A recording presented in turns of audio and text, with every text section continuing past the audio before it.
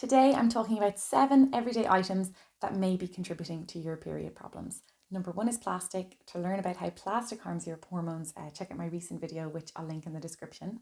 Number 2 is tampons and pads. It can be really hard to tell what's in your tampons and pads because they are classed as medical devices, so they don't usually have ingredients on the box. Many are made from cotton, which sounds great, but if it's not organic, it's been sprayed with large amounts of glyphosate or Roundup, a herbicide which is classed as an endocrine disrupting chemical. They also commonly contain carbon disulfide, which has been scientifically proven to contribute to menstrual problems. The link to that study is in the written blog. So if you think about the vaginal mucosa, it's some of the most absorptive tissue in a woman's body. So if you're inserting a tampon, which has been made of chemicals in there, you're going to absorb a lot.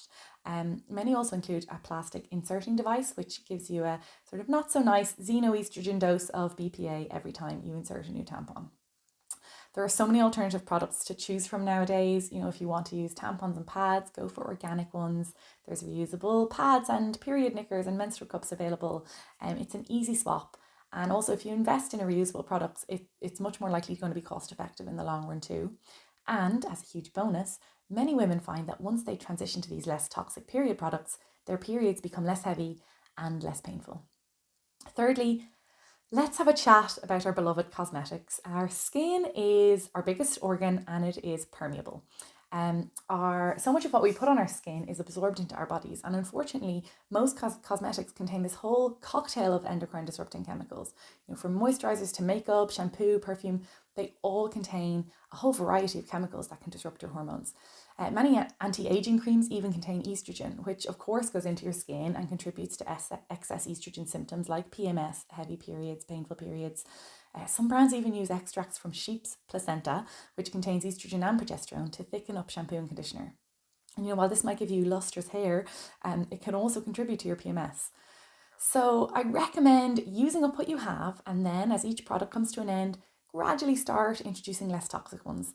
If you have children, it's especially important to be aware of the EDCs that you may be rubbing into their skin. These chemicals are really harmful to small children and babies. So that can be a good place to start. Just don't let it overwhelm you. Just pick one product at a time. I find health food shops a great place to go to find more natural products. Lots of markets have gorgeous natural local brands of creams and lotions. You may even start to make your own natural products like me too. So much to discover. Number 4, cleaning products. Pretty much everything that is found in the cleaning aisle in the supermarkets is not so clean. They all contain hormone disrupting chemicals and in many cases carcinogens and other toxins too. Like cosmetics, they can be phased out product by product to make it less overwhelming.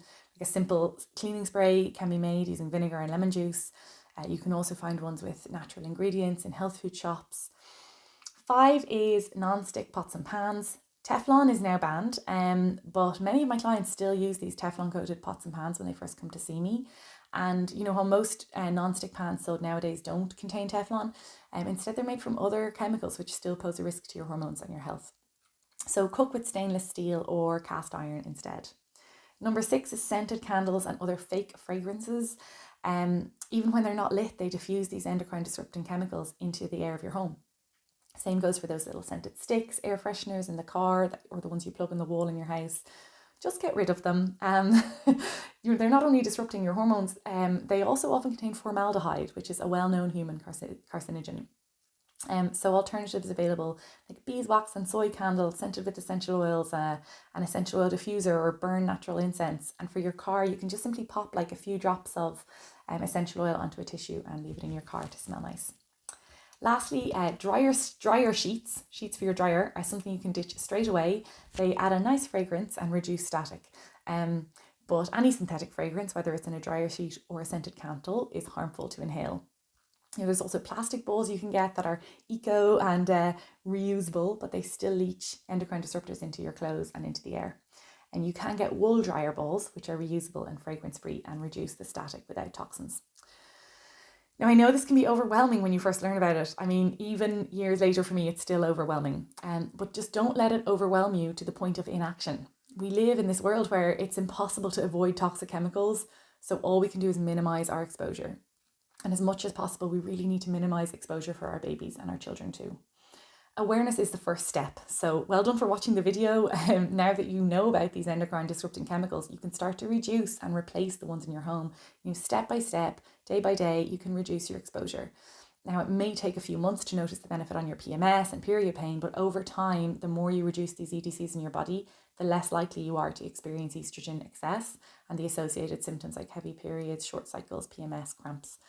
And if you do experience heavy periods, painful periods, PMS symptoms like anger, irritability, mood swings, breast tenderness, bloating, then I highly recommend getting yourself a bottle of Agnus castus tincture. It's my go-to herb for PMS and symptoms of excess estrogen. It can be a brilliant remedy to take while simultaneously reducing your exposure to these hormone disrupting xenoestrogen chemicals that are found in your home and your environment. So thank you so much for taking the time to educate yourself and tuning into this video. Please share it with anyone who might find it helpful. Give us an old like and comment and subscribe and all that jazz if you found it useful.